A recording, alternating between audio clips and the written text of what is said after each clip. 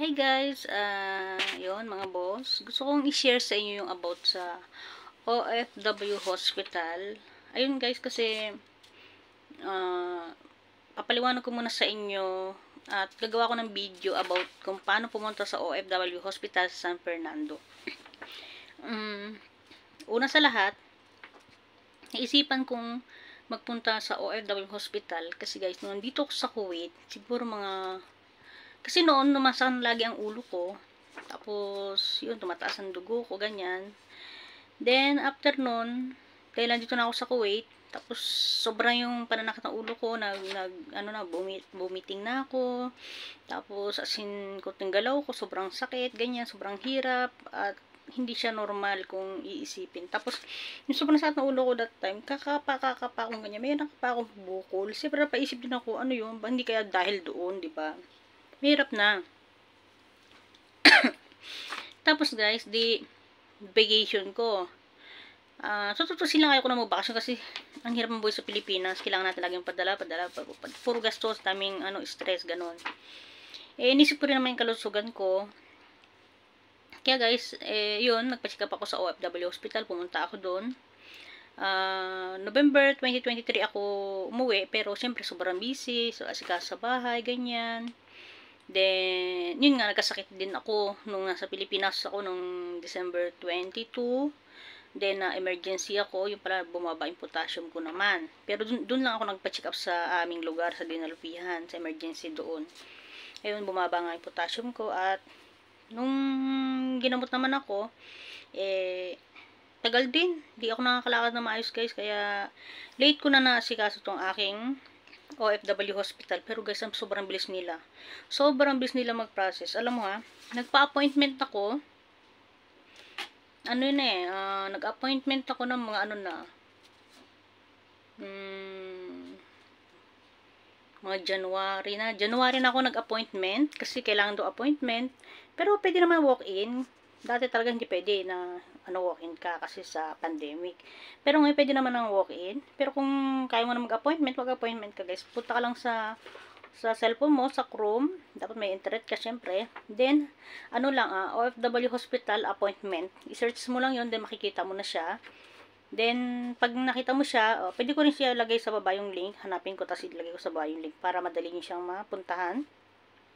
Nagpa-appointment ako doon. Siyempre, ang pinakamalapit lang noon is January 10, 2024. Yung aking na-appointment. Kaya January 2024, pumunta ako sa OFW Hospital. Pagdating ko doon, siyempre, pumunta ako sa Bataan ako, di ba? Dinalupihan. Yan, bumaba lang ako sa intersection sa may terminal ng Victory. Bumaba ako doon sa may San Fernando. Then, nagtanong ako saan yung pwede sumakay ng ng papuntang OFW Hospital. Alam na guys nila agad, pagdating mo sa San Fernando, alam na nila ang OFW Hospital kung saan. Magtatanong ka lang. Ngayon, sumakay ako ng jeep na papuntang Angeles. Kasi yung way nila guys, papunta ng Angeles. Sasakay ka ng jeep na papuntang Angeles. At pagsakay mo doon, sabihin mo sa driver, OFW Hospital lang po. At syempre, tanong ka, magkano pamasahe, gano'n. Kalimutan ko rin, basta bayad lang ang bayad. Kasi masama yung pakaramdam ba, ganyan. Kaya yun. Tapos yun, pagdating doon, hinanapan lang ako ng ID. Kahit anong ID? Ng guard. Tapos sinanong niya kung may appointment. Sabi ko, meron po. Then, kailangan guys, naka-face mask tayo. Papunta sa hospital. Ayun, pagtingin doon, nakita na doon sa logbook agad yung name ko. Kasi nagpa-appointment ako eh. Nakita na agad doon. Yun, pumasi naman ako ng kapatid ko. Pagdating doon, mayroong pa-open kayo sa may isang table doon, malapit sa may pinto. Sa nakalagay ng OWA.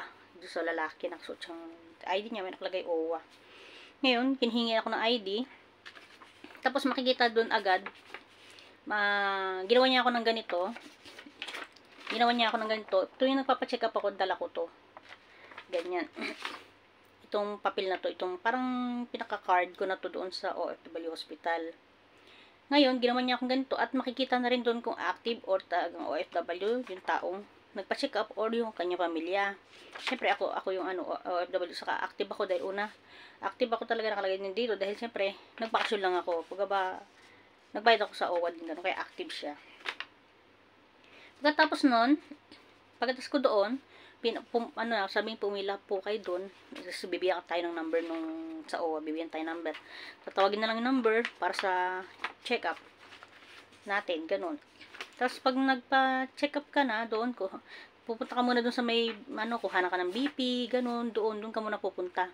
Kuha na ka ng BP, yung timbang mo, ganyan, saka yung ng puso mo, yung sa kamay nilalagay, yung hangin yata yun, ko. Yung pinapasok dito. Tinimbang ka, ganyan, tapos yung BP, yun. Then after nun, pagtapos, umupo ka na doon. Pag upo mo, syempre, pag upo doon, antay mo tatawagin yung number mo. Sabihin appointment, ganito number, yon. Pag tinawag na yung number mo, punta ka kaagad. Medyo may question siya kung ano yung ipapacheck up. Ngayon, sinabi ko, yun nga, laging sumasakit ang ulo ko noon. At sobra, nagsusuka ako, ganyan, ganito, ganyan. Okay po, tapos, yun lang, medyo may konting sinulat siya. Pagkatapos, yun, next, sa taas na, papasa mo rin yun doon sa out patent. Basta yun, patent, yun na yun. Tapos may upuan na naman doon. Then, ipapasa mo doon yung form, diba, sa parang nurse, sa mga nurse yung mga nandun eh. Papasa mo doon. Then, tatawagin ka uli. Tapos, sasabihin sa'yo kung kanino doktor ka. Tapos, lilipat ka na naman ng upuan for waiting ka sa doktor naman na for check-up na nataga ng doktor. Kakausapin ka kung anong nangyari. Tapos yun nga, nandun ako sa doktor, kinausap ako, tapos pinaliwanag ko, ganyan, ganito, ganyan. At sinabi ko nga na yun nga, masakit ulo ko lagi, tapos may nakapa akong bukol sa ulo ko. For safety rin, di ba? Hirap mamatay noon, dami ko utang. Inisip ko rin yung utang sa akin, hindi siyempre malilit pa anak ko, ganyan. Kumbaga, kailangan pa nila ako. Saka, mahirap din yung mamamatay tayo guys ng hindi pa handa. Ang daming pang kailangan ayos sa buhay, ganun. Ayun, siyempre ako ayoko yung magaya sa mama ko na nagkaroon siya ng sakit. Dahil sa sarili niya, pinabayaan niya. Tapos sabay yung, siyempre, kami iniisip niya ng iniisip. Tapos bandang huli, yung sarili niya napabayaan niya, ganun. Kaya, siyempre, hindi naman nagiging makasarili ako guys. Siyempre, kailangan din ng pangalagaan yung healthy natin. Kasi nga, kaya nga tayo nagtatrabaho at para ayusin din yung healthy natin. Para sa pamilya natin, ganun. Kaya dapat, malpangalagaan natin yung katawan natin. Tapos that time na kinusap ako ng doktor, agad ako na i-CT scan na ngayon na, ganun. Request nila ako na ma-CT scan na ako ngayon kasi nga, dahil sinabi ko, dapat na bigyan nila ako ng schedule kung kailan ako ma-CT scan, pauwi na ako, dapat paalis na ako dito, pabalik na ako sa Kuwait, ganun. Sabi ko, hindi ako pwede ng ganung araw sa sinabi nila. Na dapat, babalik ako is January 30. Sabi ko, January 17 po ang aking flight. Sabi ko, ay, ganun po ba? Tapos binigyan nila ako ng mga araw, hanggang sa 15, pwede ka ba bumalik? Sabi niya, para sa check-up mo uli. Pero kailangan natin, i-CT scan ka na. Tapos, nung ni-interview ako ng sa radiology. Ko doon, in-interview na kung ano nararamdaman ko, kung buntis ba ako o ganyan-ganyan. Sabi ko, hindi ako buntis, wala ako ganyan-ganyan. Dahil kaka-check up ko lang ako sa kinuha na ng dugo. Meron din check doon kung buntis ako, hindi. Wala naman, sabi ko. At hindi ako mabubuntis. Hindi ako vegetable. Na family planning. Ayan. Pag-uwi ko ganun ginagawa ko guys kasi mahirap na. Tapos, yun nga, sinitis ka na agad ako guys ng araw na yun, nung check up ko nung Agis. Then, pinabalik nila ako ng Akinsi, January 15. Dahil nga, for babasahin ni doktor kung ano yung problem ko sa aking CT scan.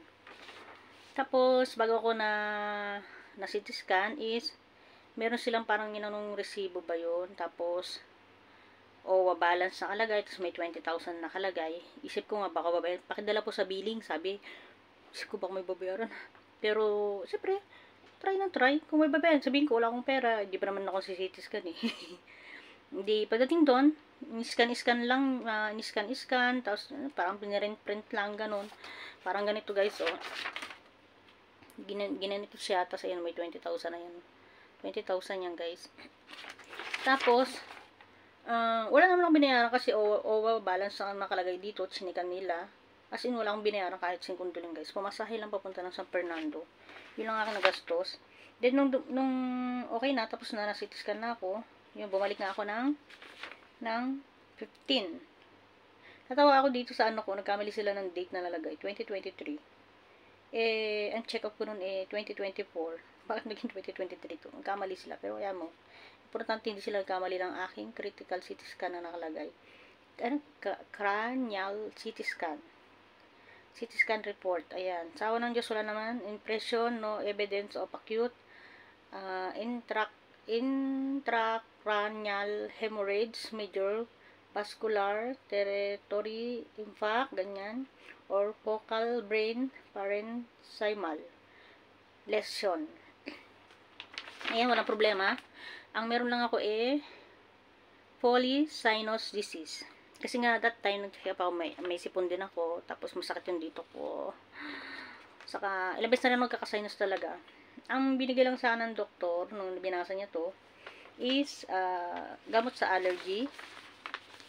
Andun yung gamot ko. Pag, ano lang talaga, iniinom ko lang yon. Pero, ayan guys, ito yung, ng CT scan ko. Nasa, rin siya, nasa CD. Siguro, di ba dati yung parang, parang, X-ray, yung kulay black. Ganon. Ito, ngayon sa kanila CD, guys. CD. O, diba? Ang galing. CD yung ng CD scan nila.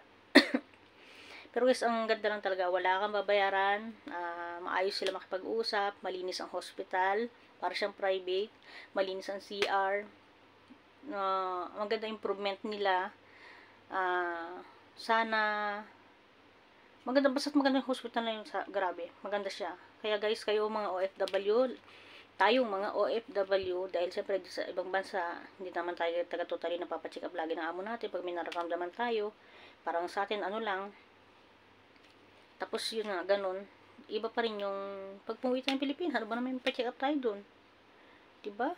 Bigyan natin ng araw yung sarili natin na magpa-check up. Ganun. Kasi tayo din kawawa. Ang dami ako napapanood na nagkaroon ng myoma, nagkaroon ng kung ano-ano, may nararamdaman na hinahayaan lang nila. Tapos, minsan, di na nakakauwi ng buhay dahil sa may karamdaman. Alam mo yung mga ganung bagay. Ang hirap, guys. Kaya, yun ang Kaya, maganda yung ng OFW hospital, guys. Kung may nararamdaman kayo, pag bakasyon nyo, umuwi kayo. Then, magpa-check up po kayo dun sa OFW hospital. Para din naman sa inyo yun. Ito yung ko. Ang gamot ko is cetirizine. Cetirizine lang, 10 mg. 1 tablet a day. Yan siya. 10 pieces lang binigay ng pero yun nga. Nainom-inom ko rin siya nung kasaka kumukha yung pakaramdam ko. Pero hindi ako yung antibiotic. Dapat nga sabi ng pinsan ko yung antibiotic kasi sa sinus nga. Ganun daw dapat na antibiotic. Di maganda. Ginawa ko. Nag-self medicine. May antibiotic akong dala dito. Ininom ko. Ayun, sa awa ng Diyos na wala yung pananakit na aking lalamunan. Ayun guys, doon sa hospital papunta doon, kung galing ka ng Maynila or kung sa bandang doon, mas maganda talaga tanungin nyo kung saan po yung sakayan papuntang San Fernando intersection, sa terminal ng intersection. Doon po kayo bababa, guys. Maganda talaga doon kayo bababa kasi pagbaba nyo mismo doon sa terminal intersection ng San Fernando is may sakayan po ng jeep doon papuntang Angeles. At yung sa Angeles na sakay ng jeep na yung papuntang Angeles, sabihin nyo lang po OFW Hospital. At pagbaba nyo mismo sa tabing daan lang, makikita mo na yung OFW Hospital na pagkalaki-laki, guys. Ang laki-laki niya, kitang-kita na, at alam na lahat ng mga driver ng jeep yun. Kaya hindi po kayo maliligaw. Ayan. Ingatan po natin ating katawan. Dahil mga breadwinner tayo. Huwag natin papabayaan mga sarili natin. Gaya ng pagmamahal natin sa ating pamilya, mahalin din natin mga sarili natin, huwag natin papabayaan, guys, ha? Ayan, ingat po tayo. At huwag tayong mahiyang sumubok sa mga mga about sa ating mga OFW. Gaya nito, 'di ba? OFW hospital. Huwag po kayong na i-grab, 'di ba? Kasi karapatan natin 'to. 'Di ba? Kaya OFW hospital nga, 'di ba? Isipin mo, OFW, go. Yan, please like, subscribe, and click notification bell button para updated po kayo lagi sa aking mga video at isinishare ko po ang aking mga experience. Kaya, yun po, kung may tanong po kayo, pwede po kayo mag-comment at syempre, pwede kong gawa ng video or mag-reply po ako sa message nyo. Ayan, maraming salamat po. God bless. Ayun, sana next time naman sa pabahay naman, no? Sana mabigyan tayo ng pagkakataon na pag OFW, meron na tayo automatic na pwede tayong mag-online na mag-apply na hindi kailangan natin check ng i-check kung okay yung kanilang link na pag-a-applyan natin. Kasi meron yun eh. Pero, yun kasi natawa ako dun eh, no? Kwento ko lang. Natawa ako dun na okay na sana yun eh. Meron ako na dapat ng ganun. Kaya lang, nung pag-click ko, no, wala yung OEC ko. Tapos yun, nung kinlik uli, wala na, full na. Kaya yun, sayang. Kaya, iba pa rin yung lagi natin, ano yung ating mga papers, alam natin kung nasaan, pa rin tayo. Kung in case may kailangan tayo pilapan, go. Kaya, dapat guys, lagi kayong manood kayo ng mga about sa OFW. Kasi, marami tayong mga benefits na pwede nating maano, hindi yung, puro kay TikTok. TikTok tayo, walang problema. Enjoy, pero, huwag natin kalimutan yung mga about sa mga pwede natin maging benefits o mga ano natin sa buhay natin sa about sa OFW. And guys, bye-bye. Thank you so much.